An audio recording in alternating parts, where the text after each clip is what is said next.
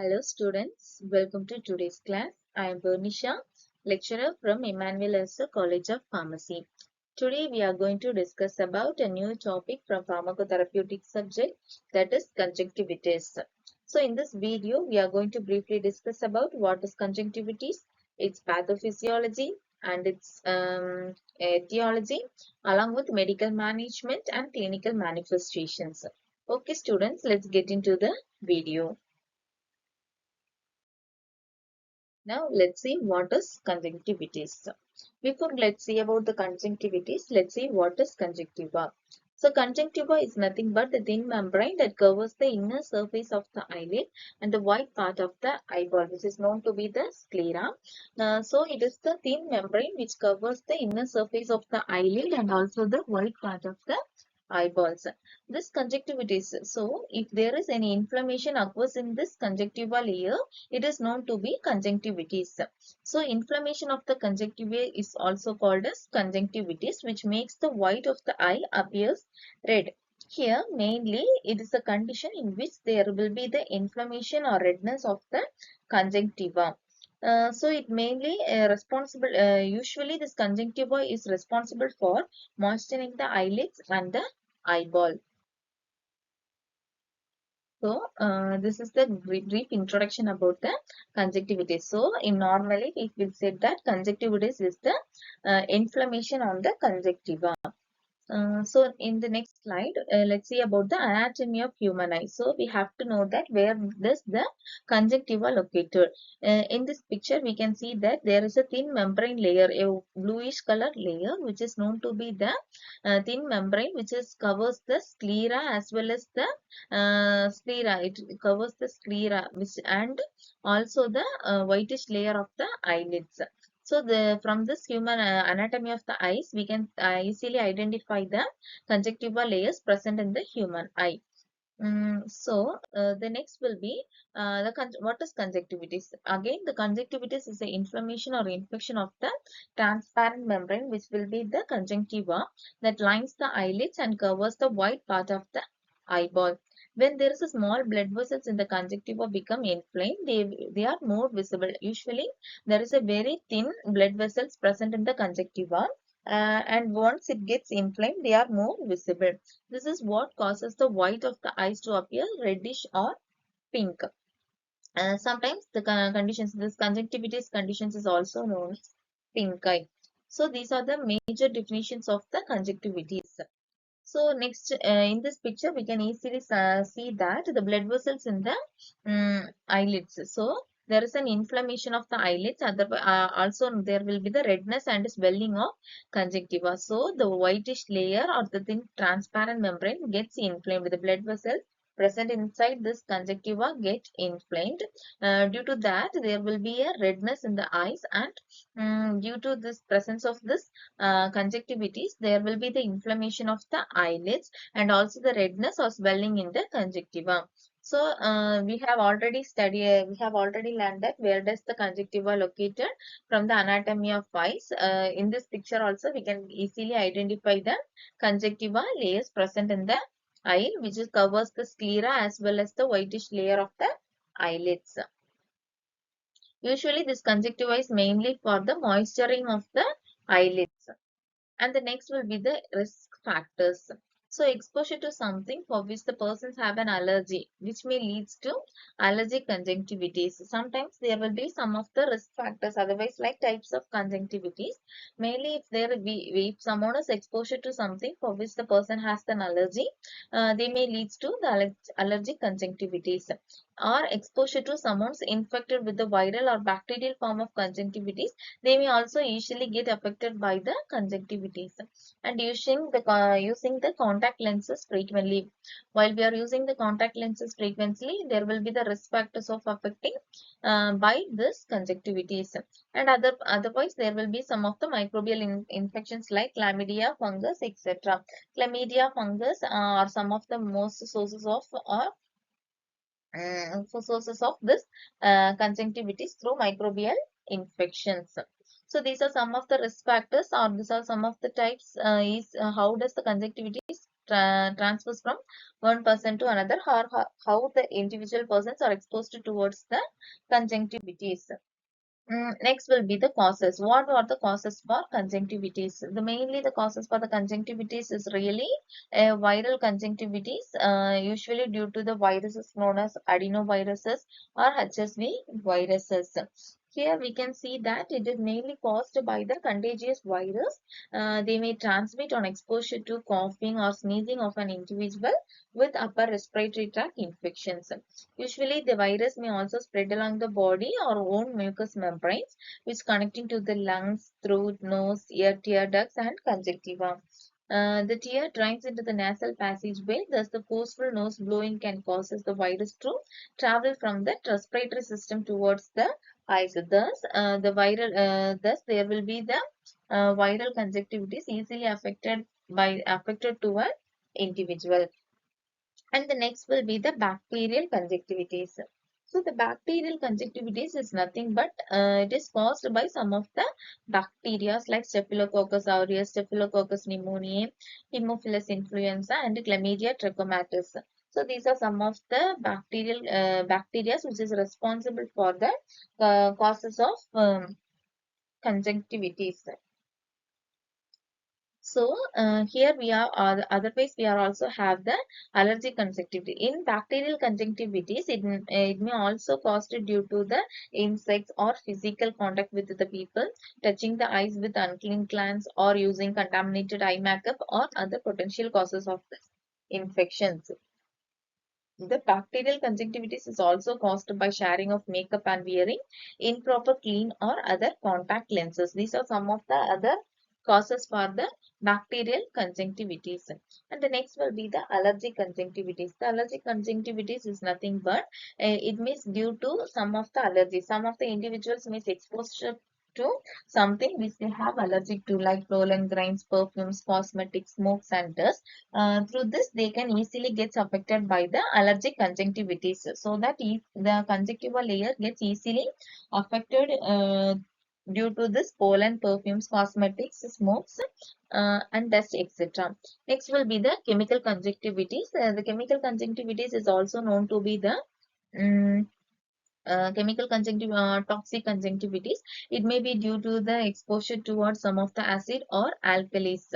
If there is some individuals may exposed to some of the acids or alkalis which is used in the laboratories or any other types of industries, they may easily affected towards this chemical conjunctivitis.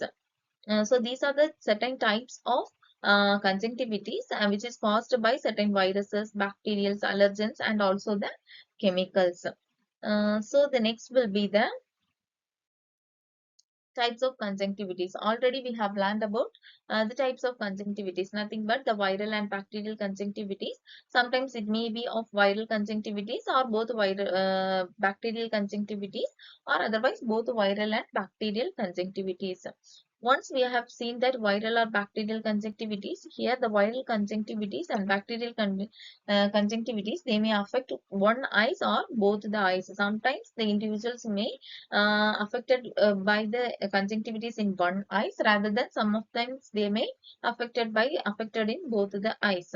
Next will be the viral conjunctivitis. It may be produces some of the watery discharges. In viral conjunctivitis, we can easily identify that the persons who are affected by this viruses can prone to watery discharges from their eyes, and the bacterial conjunctivitis often produces a thicker yellow-green discharge. These are some of the differences between the viral conjunctivitis and also the bacterial conjunctivitis. In viral conjunctivitis, they may produce as the watery discharge, but in bacterial conjunctivitis, it may produce as the thicker yellow to green color discharge.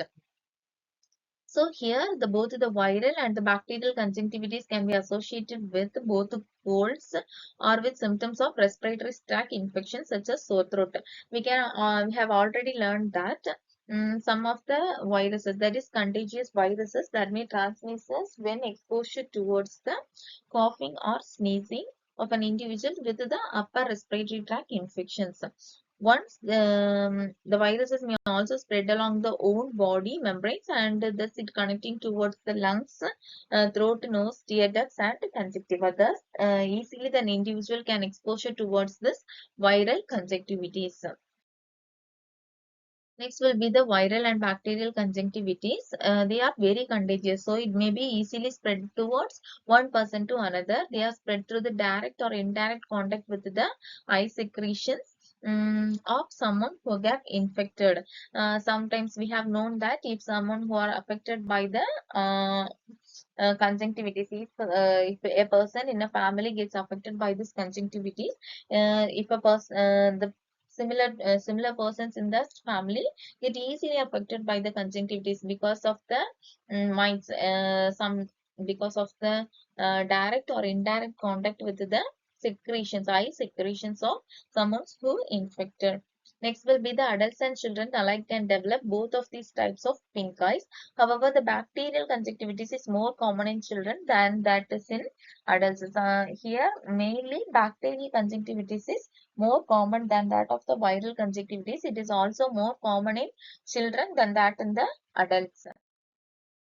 Allergic conjunctivitis. Allergic conjunctivitis is nothing but we have learned that the allergic conjunctivitis, it affects both the eyes and it is a response towards the allergy causing substances such as pollens, cosmetics, perfumes, etc. Once the individual is exposed towards these pollens or some of the allergens, they may be affected by this allergic conjunctivitis. Usually, this allergic conjunctivitis can be controlled with the allergy eye drops. So these are the informations regarding the allergic conjunctivitis. Next will be the toxic conjunctivitis. We have already said that toxic conjunctivitis is similar to the chemical conjunctivitis. So toxic conjunctivitis typically occurs with the constant use of the topical ocular medications. Sometimes the people may taking medications such as topical ocular medications. They may be undergo some of the side effects or adverse effects. The reaction may take days to years to develop. There also appears to be the dose response effect with regard to the preservative concentrations and the total amount of preservative contained medications used. It implies the direct damage to the ocular tissues from offending agent, usually a preservative or medication. Sometimes it may be due to the preservatives present in the medications or due to the active ingredient present in the medications. Prolonged use or it may take days to years to develop. Days to years to develop. So that it is a prolonged process of developing the toxic conjunctivitis due to the topical ocular medications which directly damages the ocular tissues. So next will be the pathophysiology of conjunctivitis. Usually in the pathophysiology, the microbes enters into the eyes on contact with the infected objects. Once once the individual is exposed towards the infected objects, the microbes get easily enters into the eyes. Thus, it may causes the inflammation of the eye. Once the inflammation is happened, it may leads to the dilations of the blood vessels of the eyes. After the dilations, it may leads to swelling, redness, exudates, and discharges. So what will be this? When the microbes enters the eyes on contact with the infected objects, then there will be the inflammation of the eye. Along with there will be the dilation of the blood vessels of the eyes, and finally it may lead to swelling, redness, exudates, and discharge. And the conditions will be known to be the conjunctivitis. Next will be the signs and symptoms or clinical manifestation of conjunctivitis. While we are looking onto the signs and symptoms, we can easily identify the tenderness of the eyes. Usually there will be some of the tiredness in the eyes or pain which can be severe in the cases of irritant conjunctivitis. If you are some of them are exposure towards the allergic conjunctivitis, the pain inside the eyes are somewhat severe in cases of this irritant conjunctivitis. Swelling of conjunctiva. After that, we can easily find that there will be some of the swelling of conjunctiva. Next, itchiness. Itchiness is one of the major signs of conjunctivitis. Next, body aches, photophobia. They may be very sensitive towards the lights, and redness of the eye or inner eyelids. The eyelids or eyes should be fully red in color. Discharge and tear. Usually, there will be some of the discharges or tear. Already, we have learned that in bacterial conjunctivitis, there will be the watery discharges. Viral conjunctivitis, there will be the watery discharges, and for the bacterial conjunctivitis, there will be the yellow to green color discharges. And these are next will be the dropping of upper eyelids. So it is the major condition. So it is the most severe stage of conjunctivitis. So the upper eyelids may always dropping down, so that it is a drooping conditions of upper eyelids. And the periorbital cellulitis. There will be the inflammations inside the periorbital cells. Next will be the fever. After that, there will be the strong inflammations and some other problems. They may lead to fever, and again sore throat, runny nose. The symptoms which may also similar towards the cold. The cold symptoms are also correlated with the conjunctivitis.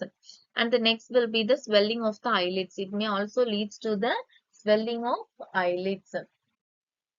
And next will be the infections usually begins with one eye but can quickly spread to the other eye in cases of viral or bacterial conjunctivitis. If it is due to some of the toxics or chemicals or due to irritants, it won't get easily transfer from one eye to another. But if it is a viral conjunctivitis or bacterial conjunctivitis, it may easily spread from one eye to another.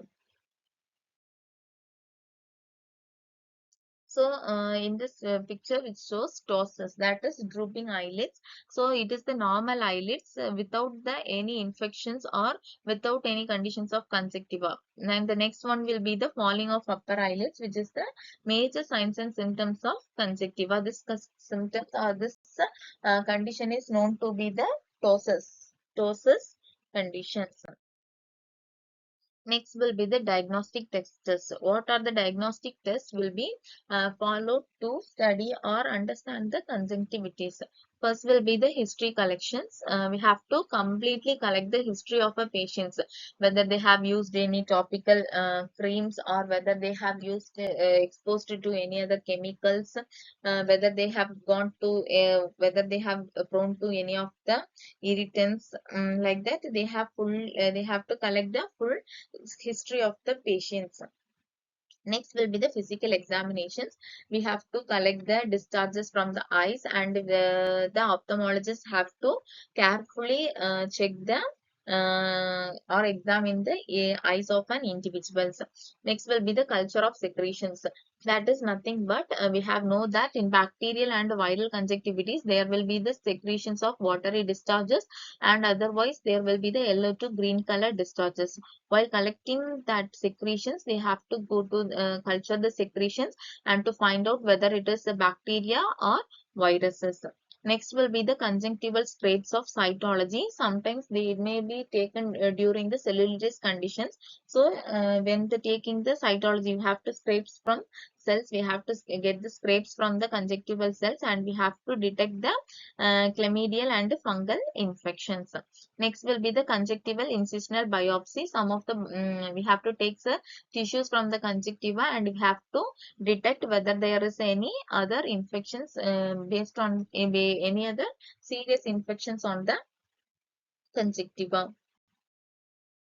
Next will be the medical management. There will be pharmacological management as well as the non-pharmacological management.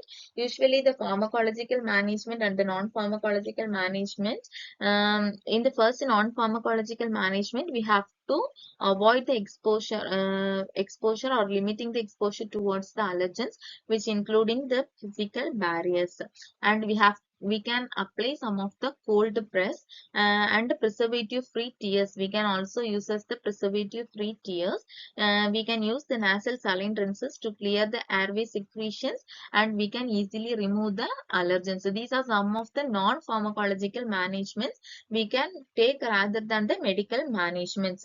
Okay, in the following slides, we can discuss about the medical managements for conjunctivitis. So the management of conjunctivitis, which is mainly depends on the type. Most of the types of mild and viral conjunctivitis are self-limiting benign conditions that may not require treatment and laboratory procedures. Usually, the mild and viral conjunctivitis are self-limiting and benign.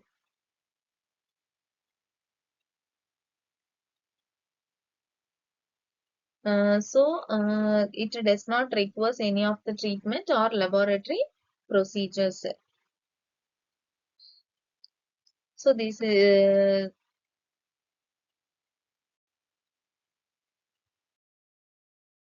next for the bacterial conjunctivitis. If the infection is bacterial, the doctor may prescribe the antibiotic eye drops as pink eye treatment, and the infection should go away within the several days. The major treatment will be the antibiotic eye drops if it is the conditions of bacterial conjunctivitis. Sometimes they may